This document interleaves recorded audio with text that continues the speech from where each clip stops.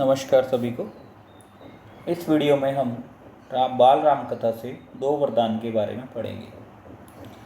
चारों राजकुमारों का विवाह होने के पश्चात राजा दशरथ के मन की एक ही इच्छा थी कि राम का राज्याभिषेक कर दिया जाए। इसलिए उन्होंने राम को राजकाज के कार्यों में शामिल करना शुरू कर दिया। राम प्रत्येक कार्य को मन लगाकर करते। राम की विनम्रता, विद्वता और पराक्रम से सब लोग प्रभावित थे।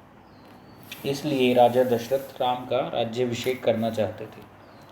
मुनि वशिष्ठ से विचार विमर्श के बाद उन्होंने अन्य दरबारियों से भी राम के विचार विमर्श के बारे में उनकी राय जाननी चाहिए। सभी ने राजा के प्रस्ताव का स्वागत किया। इसलिए राम के राज्याभिषेक की तैयारियां शुरू कर दी गई। भरत उस समय शत्रुघ्न के साथ अपने नाना के यहाँ कैकई राज गए हुए थे। भरत जब भी अयोध्या लौटने की बात करते, नाना उन्हें रोक लेते। भरत को अयोध्या में होने वाली गतिविधियों और घटनाओं के बारे में कोई जानकारी नहीं थी तथा उन्हें राजा दशरथ के निर्णय का भी नहीं पता था कि राम का राज्याभिषेक किया जा रहा है। अगले दिन राम का राज्याभिषेक होने वाला था तथा एक दिन में भरत और शत्रुघ्न का कैकई राज से आना संभव नहीं था। राजा दशरथ ने इस संबंध में राम से चर्चा की तथा कहा कि भरत यहाँ नहीं है, लेकिन मैं चाहता हूँ कि राज्याभिषेक का कार्यक्रम अधिक देर तक ना रोका जाए। प्रजा भी यही चाहती है। तुम्हारा धर्म है राजधर्म का पालन करना। इसलिए राम की हामी के बाद राज्याभिषेक की तैयारियां होने लगी। राज्याभिषेक की तैयारियां रानी कैकई की दासी मंथरा ने भी देखी। मंथरा रानी कैकई की मुंह लगी दासी थी। बचपन से ही वह उनके साथ रहती थी। मंथरा को राम का राज्याभिषेक एक षड्यंत्र लगा। इसलिए उसने कैकई से कहा कि तुम्हारे सुखों का अंत होने वाला है। महाराज दशरथ ने राम के राज्याभिषेक का निर्णय लिया। यह सुनकर कैकई बहुत खुश हुई तथा उसने कहा कि यह तो बहुत खुशी की बात है। राम युवराज पद के लिए हर तरह से योग्य हैं।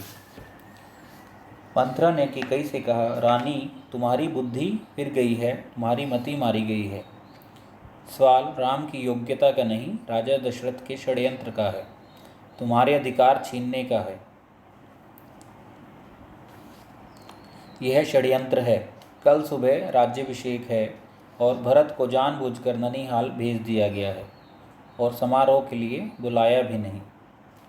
कैकई का स्वर उग्र हो उठा, अर्थात वह मंथरा पर गुस्सा हो गई। उसने कहा कि राम के प्रति मेरा अगाध स्नेह है। वह मुझे अपनी माँ के समान ही मानते हैं। तुम्हें इसमें षड्यंत्र कैसा दिखाई दे रहा है? इसमें कोई षड्यंत्र नहीं। राम के बाद भरत ही राजा बनेंगे और राज हमेशा ज्येष्ठ पुत्र को ही मिलता है और बड़ा बेटा ही राजा बनता है। लेकिन मंथरा पर उसकी इस फटकार का कोई प्रभाव नहीं हुआ। वह कैकई के पास पलंग पर बैठ गई और बोली कि तुम नादान हो। तुम्हें आसन संकट दिखाई नहीं देता, अर्थात जो संकट निकट भविष्य में तुम्हारे ऊपर आने वाला है वह तुम्हें दिखाई नहीं दे रहा। जब राम राजा बन जाएंगे तो भरत को राजमहल से निकाल देंगे। तब तुम क्या करोगी? मुझे तुम्हारी बुद्धि पर तरस आ रहा है। भरत हमेशा राम के दास बनकर रहेंगे और राम के बाद उनके पुत्रों का राजकाज होगा। तब भी भरत ऐसे ही रहेंगे। कैकई पर मंथरा की बातों का कुछ असर होने लगा तथा उसका सिर चकरा गया। कैकई रोने लगी तथा मंथरा से उसने पूछा कि अब मैं क्या करूं? मंथरा पलंग से उठी। उसने कैकई के पास से कहा कि महाराज दशरथ से तुम अपने 2 वरदान मांग लेने चाहिए। दशरथ से उन्हें अपने वरदानों को पूरा करने के लिए कहो। एक वरदान में भरत के लिए राजगद्दी मांग लो तथा दूसरे में राम को 14 वर्ष का वनवास। कैकई का चेहरा तमतमाया हुआ था। उसे मंथरा की बात ठीक लगी। अब उसके मन में यही प्रश्न था कि वह यह सब राजा दशरथ से कैसे कहें। मंथरा ने कैकई से कहा, तुम पहले मैले कपड़े पहनकर कोप भवन में चली जाओ। महाराज दशरथ के आने पर उन्हें पिछली बातें याद दिलाना और दोनों वचन मांग लेना। उसने रानी से कहा, राम के लिए 14 वर्ष का वनवास और भरत के लिए राज्य। 14 वर्ष से कम का वनवास बिल्कुल मत मांगना। कैकई को मंथरा ने जाते जाते यह सलाह दी। दिन भर की चहलकदमी के बाद महाराज दशरथ को रानियों की याद आई। वे तुरंत रनिवास में आई। कैकई को अपने कक्ष में ना पाकर वे उससे मिलने कोप भवन पहुँचे तथा कोप भवन का दृश्य देखकर वे हैरान रह गए। उन्हें चिंता हुई। उन्होंने कैकई से कहा कि वे तो उसकी प्रसन्नता के लिए जमीन आसमान एक कर सकते हैं। कैकई ने कहा, महाराज, जो मैं मांगूंगी वह आप मुझे देंगे, इस बात का वचन दीजिए। दशरथ ने कहा, मैं राम की कसम खाता हूँ कि जो तुम्हें चाहिए वह मैं तुम्हें अवश्य दूंगा।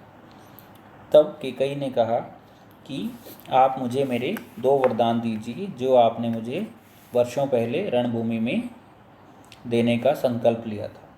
दशरथ ने हामी भर ली। तब कैकई ने कहा कि कल सुबह राम का राज्याभिषेक ना हो बल्कि भरत का हो, अर्थात भरत को राजा बनाया जाए तथा राम को 14 वर्ष का वनवास दिया जाए। यह सुनकर महाराज दशरथ हैरान रह गए तथा कहने लगे कि यह तुम क्या कह रही हो।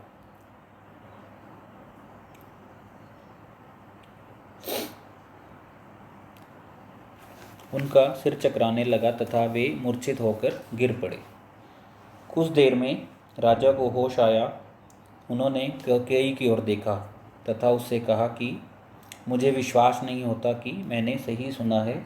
लेकिन कैकई अपनी बात पर अड़ी रही तथा राजा दशरथ को अपनी वरदान और वचनों को पूरा करने के लिए कहने लगी।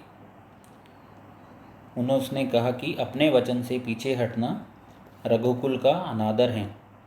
आप चाहें तो ऐसा कर सकते हैं, लेकिन यह रघुकुल की रीति नहीं है कि अपने वचन से फिरा जाए। यदि आप वरदान नहीं देंगे तो मैं विष पीकर आत्महत्या कर लूँगी। यह कलंक भी आपके माथे पर ही रहेगा। राजा दशरथ यह सब नहीं सुन सके और दोबारा बेहोश हो गए। जब जब उन्हें बीच बीच में होश आता तो वह कैकई को समझाते, गिड़गिड़ाते, धमकाते, डराते, पर कैकई टस से मस न हुई। सारी रात इसी तरह से बीत गई। तो यह था हमारा पाठ 2 वरदान। धन्यवाद।